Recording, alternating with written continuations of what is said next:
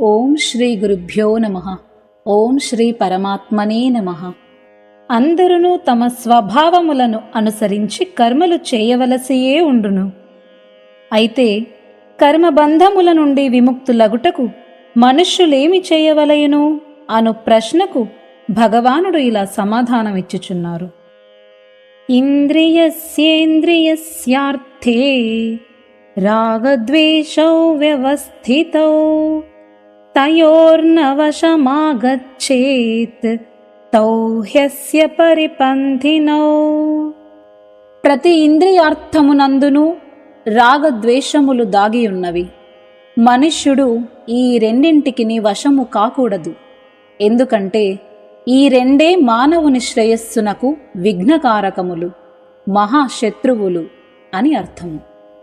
శ్రేయాన్ స్వధర్మో విగుణః పరధర్మాత్ స్వనుష్ఠితాత్ స్వధర్మే నిధనం శ్రేయః పరధర్మో భయావహః.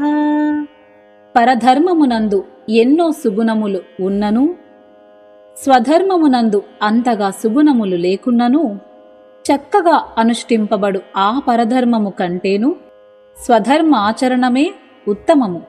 స్వధర్మాచరణమునందు మరణించుటయు శ్రేయస్కరమే. పరధర్మాచరణము భయావహము అని అర్థము. వర్ణాశ్రమ స్వభావ పరిస్థితులను అనుసరించి ప్రతి మనుష్యునకు శాస్త్రవిహితములైన కర్మలే స్వధర్మములు. అసత్యము, కపటము, దొంగతనము, హింస, మోసము, వ్యభిచారము మొదలగు నిషిద్ధ కర్మలు ఎవ్వరికిని స్వధర్మములు కావు. కామ్యకర్మలు కూడా ఎవ్వరికిని అవశ్య కర్తవ్యములు కావు. అందువల్ల అవి కూడా స్వధర్మములుగా పరిగణింపబడవు.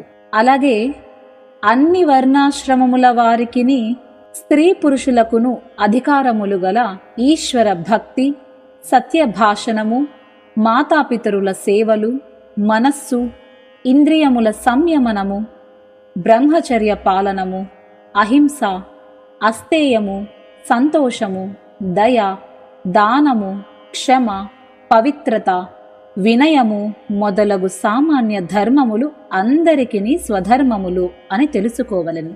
దిలీప మహారాజు తన క్షాత్ర ధర్మమును పాటించుచు ఒక గోవును రక్షించుటకై తన శరీరముని ఒక సింహమునకు అర్పించుటకు సిద్ధపడి తన అభీష్టమును పొందెను.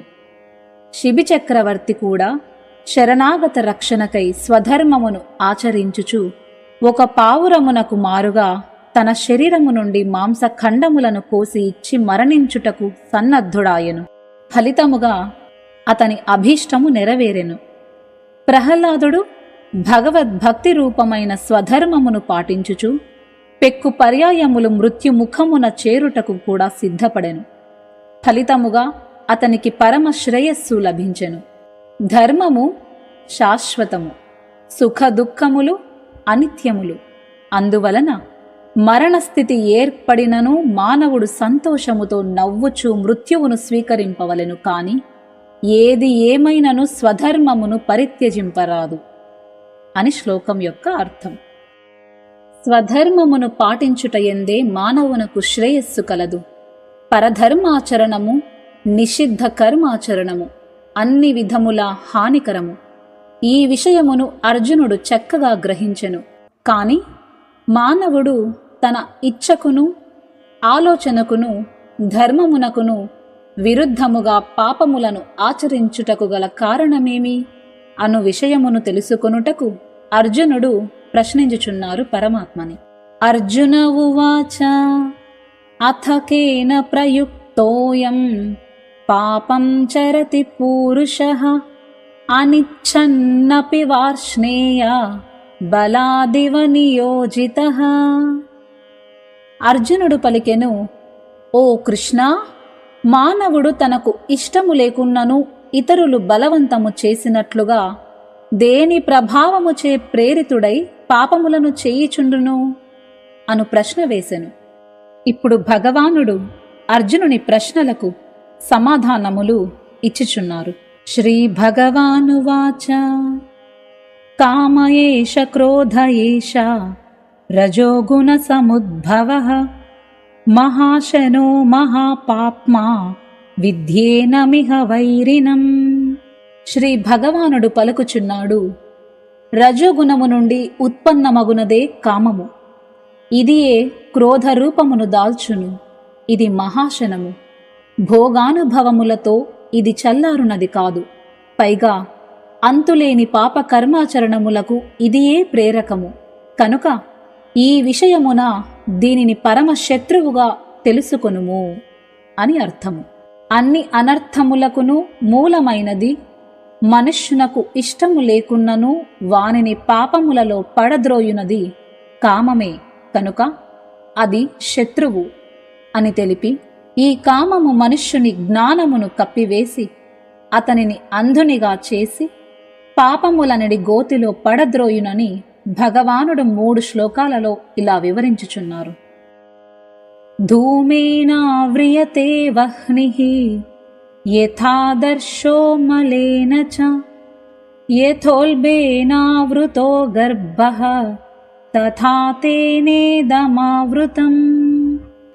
పొగచే అగ్నియు, ధూళిచే అద్దము, మాయచే గర్భము కప్పివేయబడినట్లు జ్ఞానము కూడా కామముచే కప్పివేయబడును అని అర్థము. ఆవృతం జ్ఞానమేతేన జ్ఞానినో నిత్యవైరినా కామరూపేణ కౌంతేయ దుష్పూరేణానలేన చ. ఓ అర్జునా, కామము అగ్నితో సమానమైనది. అది ఎన్నటికిని చల్లారదు. జ్ఞానులకు అది నిత్యవైరి. మనుష్యుని జ్ఞానమును కప్పివేయుచుండును కామము. ఇంద్రియాణి మనోబుద్ధిః అస్యాధిష్టానముచ్యతే ఏతైర్విమోహయత్యేష జ్ఞానమావృత్య దేహినం. ఇంద్రియములు, మనస్సు, బుద్ధి ఈ కామమునకు నివాస స్థానములు. ఇది మనోబుద్ధీంద్రియముల ద్వారా జ్ఞానమును కప్పివేసి జీవాత్మను మోహితునిగా చేయును అని అర్థము. ఇలా కామరూప శత్రువును రూపుమాపు ఉపాయములను తెలుపుచు దానిని నిర్మూలింపమని అర్జునుని ఆజ్ఞాపించుచున్నారు శ్రీకృష్ణ పరమాత్మ. తస్మాత్ త్వమింద్రియాణ్యాదౌ నియమ్య భరతర్షభ పాప్మానం ప్రజహిహ్యేనం జ్ఞాన విజ్ఞాననాశనం. కావున ఓ అర్జున, మొదట ఇంద్రియములను వశపరుచుకొనుము. పిదప జ్ఞాన విజ్ఞానములను నశింపజేయునట్టి మహాపాపి అయిన ఈ కామమును అవశ్యముగా సంహరింపుము అంటున్నారు పరమాత్మ. అభ్యాసము, వైరాగ్యము అను 2 ఉపాయముల ద్వారా ఇంద్రియములు వశమగును. పరమాత్మ యొక్క నామరూప గుణ చరిత్రాదులను శ్రవణం చేయడం, కీర్తించడం, మననం చేయడం, నిస్వార్థ భావముతో లోకసేవా కార్యక్రమముల యందు ఇంద్రియములను నిమగ్నమునర్చుట, ధారణా శక్తి ద్వారా ఇంద్రియములను శాస్త్ర విహిత కర్మల వైపు మళ్లించుట, ఇంద్రియముల యందు స్వేచ్ఛా ప్రవృత్తిని మొలకెత్తనీయకుండా చేయుట మొదలగు వాటినన్నింటినీ అభ్యాసములని అందురు. ఇలా అభ్యాసము, వైరాగ్యముల ద్వారా ఇంద్రియములను, మనస్సును వశపరుచుకొనవచ్చును అని అర్థము. కాని మనోబుద్ధీంద్రియములపై కామము అధికారము కలిగి ఉన్నప్పుడు వాటి ద్వారా అది జీవాత్మను మోహములో పడవేసియుండు స్థితిలో ఇంద్రియములను వశపరుచుకొని కామమును నిర్జించుటకు ఎలా వీలగును అను సందేహము కలుగవచ్చును. ఈ సంశయమును తొలగించుటకే భగవానుడు ఆత్మ యొక్క యథార్థ స్వరూపమును తెలుపుటకు ఆత్మశక్తిని గూర్చి అర్జునునకు జ్ఞాపకము చేయుచున్నారు. ఇంద్రియాణి పరాణ్యాహుః ఇంద్రియేభ్యః పరం మనః మనసస్తు పరా బుద్ధిః యో బుద్ధేః పరతస్తు సహా. స్థూల శరీరము కంటేను ఇంద్రియములు బలీయములు, సూక్ష్మములు, శ్రేష్టములు అని పేర్కొందురు. ఇంద్రియముల కంటేను మనస్సు, దానికంటే కూడా బుద్ధి శ్రేష్టమైనవి. ఆ బుద్ధి కంటేను అత్యంత శ్రేష్టమైనది, సూక్ష్మమైనది ఆత్మ. కఠోపనిషత్తునందు శరీరము రథమని, ఇంద్రియములు గుర్రములని పేర్కొనబడినవి. రథము కంటే గుర్రములు శ్రేష్టములు మరియు చేతనములు. అవి రథమును తమ ఇచ్ఛానుసారము కొనిపోగలవు. అలాగే ఇంద్రియములు ఈ స్థూల దేహమును తన ఇచ్ఛానుసారము నడిపింపగలవు. కనుక శరీరము కంటేను అవి బలీయములు, చేతనములు. స్థూల శరీరము కన్నులకు గోచరమగుచుండును. ఇంద్రియములు గోచరములు కావు, అందువలన అవి సూక్ష్మములు. ఇంతేగాక స్థూల శరీరము కంటేను ఇంద్రియముల యొక్క శ్రేష్టత్వము, సూక్ష్మత్వము, బలము ప్రత్యక్షమున కూడా గోచరించును. ఏవం బుద్ధేః పరం బుద్ధ్వా సంస్తభ్యాత్మానమాత్మనా జహి శత్రుం మహాబాహో కామరూపం దురాసదం. ఈ విధముగా బుద్ధి కంటేను ఆత్మ సూక్ష్మమైనది, బలీయమైనది, మిక్కిలి శ్రేష్టమైనదని తెలుసుకొని, ఓ మహాబాహు, బుద్ధి ద్వారా మనస్సును వశపరుచుకొని దుర్జయ శత్రువైన కామమును నిర్మూలింపుము అని భగవానుడు అర్జునుని ఆజ్ఞాపించుచున్నారు. మనుష్యుల జ్ఞానము అనాది కాలము నుండి అజ్ఞానముచే కప్పబడియున్నది.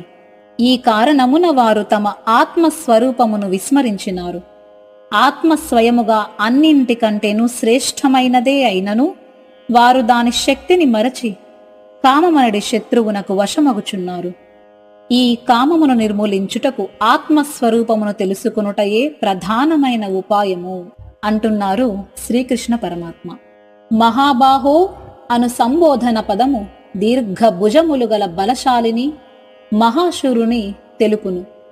శ్రీకృష్ణ భగవానుడు కామమును దుర్జయమని తెలుపుచు దానిని నిర్మూలింపమని అర్జునుని ఆదేశించియుండెను. మహాబాహో అను సంబోధన ద్వారా మహాశక్తి సంపన్నమైన అతని ఆత్మబలమును స్ఫురింపజేయుచున్నాడు అని మనము తెలుసుకోవలెను. ఓం తత్సదితి శ్రీమద్భగవద్గీతాసు ఉపనిషత్సు బ్రహ్మ విద్యాయాం యోగశాస్త్రే శ్రీకృష్ణార్జున సంవాదే కర్మయోగో నామ తృతీయోऽధ్యాయః.